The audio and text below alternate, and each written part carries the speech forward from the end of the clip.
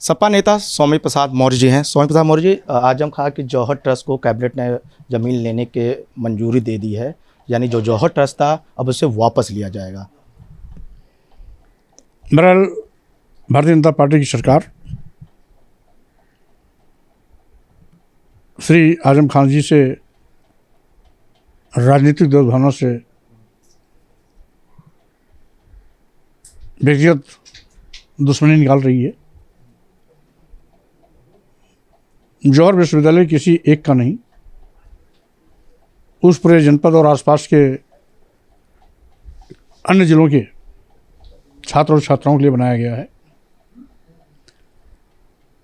जौहर विश्वविद्यालय को दी गई ज़मीन को अगर वापस लेने का निर्णय फिर से कैबिनेट में पास होता है तो हम समझते हैं एक नई और गलत परंपरा की शुरुआत होगी।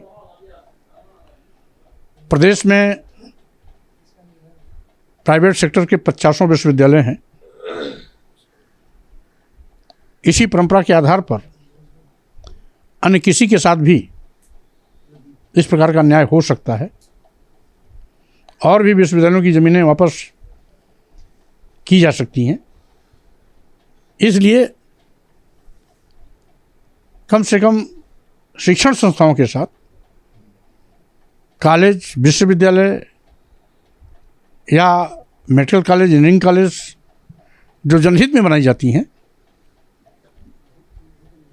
उसके साथ इस प्रकार के कार्य करने से बचना चाहिए। आपको राजनीतिक ईर्ष्या, डाह, द्वेष, दुश्मनी आजम खान जी से हो सकती है, लेकिन जौहर विश्वविद्यालय वह एक विश्वविद्यालय है जिसमें आसपास के कई जिलों के और पूरे प्रदेश के बच्चे आके वहाँ अपनी पढ़ाई करते हैं।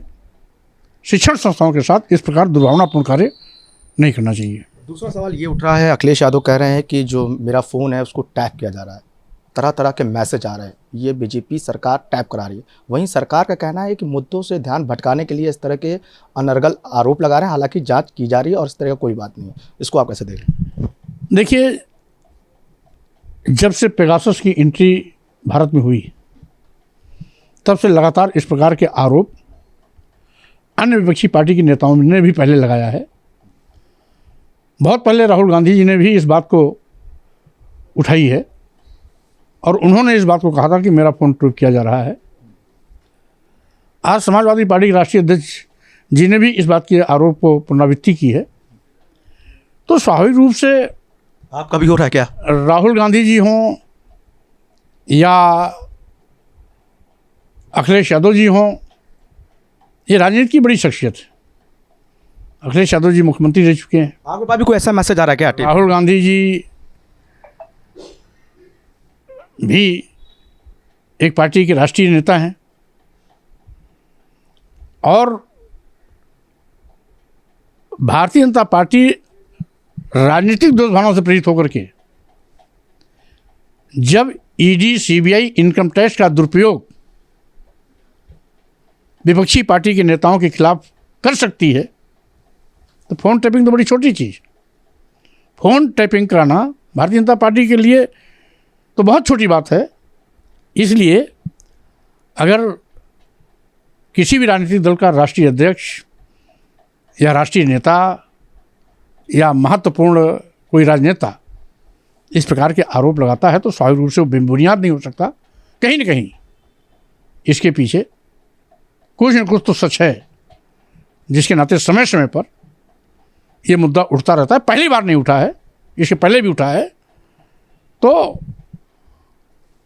बिना सत्यता के कोई बात हवा में नहीं उछलती है। सुभाषपा के ओम प्रकाश राजभर मन में लड्डू फूट रहा है, कह रहे हैं कि दोनों डिप्टी सीएम कल दिल्ली पहुंचेंगे, मेरे मंत्री बनने के चांसेस तय हैं, अभी भी बाइट उन्होंने दी है। तो उनके मन में जो लड्डू फूट रहा है मंत्री बनने के, क्योंकि कह रहे हैं मंत्रिमंडल विस्तार होगा चुनाव को देखते हुए और हमें मंत्री बनेंगे, उसको आप कैसे देख रहे हैं? अब ये उनका व्यक्तिगत मामला है, वो क्या बोलते हैं क्या नहीं बोलते हैं, इसलिए मैं लोगों की छोटी छोटी हरकतों पर टिप्पणी करना उचित नहीं समझता हूँ। अजय राय जी कह रहे हैं हम 80 लोग बस सीटों के लिए तैयारी कर रहे हैं गठबंधन में। वो तो इंडिया गठबंधन में तो सभी हैं। 80 लोकसभा सीटों की तैयारी कर रहे हैं। इंडिया गठबंधन कर रहा है। नहीं, अजय राय कह रहे हैं कि हम कर रहे हैं, वो अपना करें, मैं अपना कर रहा हूं। वो अजय राय जी क्या करते हैं क्या नहीं करते हैं उस पर हमसे कोई मतलब नहीं है। कांग्रेस के राष्ट्रीय अध्यक्ष, अन्य विपक्षी पार्टियों के राष्ट्रीय अध्यक्ष, समाजवादी पार्टी के राष्ट्रीय अध्यक्ष ने मिल करके विपक्षी एकता गठबंधन को इंडिया के रूप में बनाया है। इसलिए जब तक इन लोगों के असर से कोई बयान नहीं आता, वो बयान माने नहीं लगता। ओके, बड़ा बात। कल बीजेपी 2 नवंबर को दलित महासम्मेलन करने जा रही है, करे बड़े स्तर पे होगा, दलितों के उत्थान और विकास की बात होगी।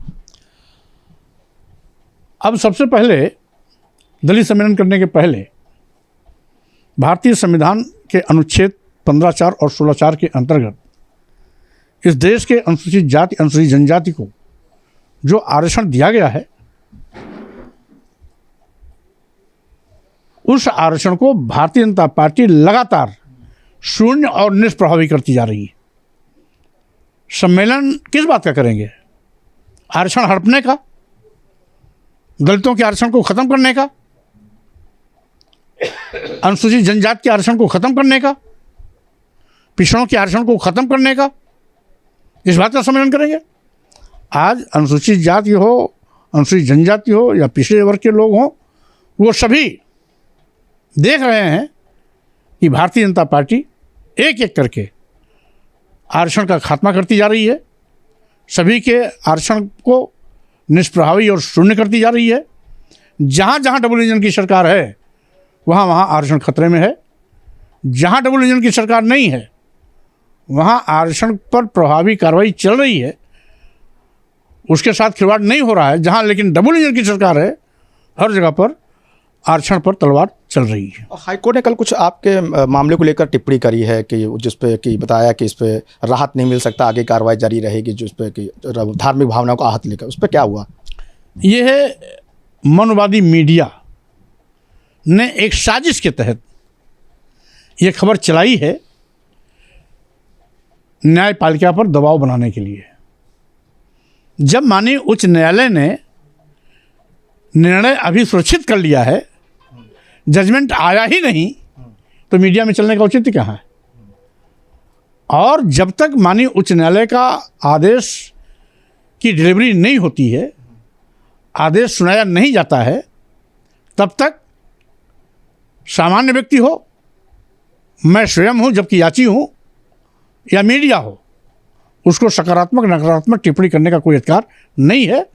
इसके बावजूद अगर मीडिया अपने प्रभाव का दुरुपयोग कर माननीय उच्च न्यायालय पर दबाव बनाने की साजिश में शामिल है, तो माननीय उच्च न्यायालय को स्वयं इसका संज्ञान लेना चाहिए। तो ये थे हमारे साथ सपा नेता सौम्य प्रसाद मौर्य, जिन्होंने बीजेपी को निशाना साधते हुए कहा है कि ईडी और जांच एजेंसियों का दुरुपयोग कर रही। वहीं कल जो दलित सम्मेलन होगा, वो कहीं ना कहीं आरक्षण को खत्म करने की योजना है। वीडियो जर्नलिस्ट समर के साथ अनुज कुमार, भारत एक्सप्रेस, लखनऊ।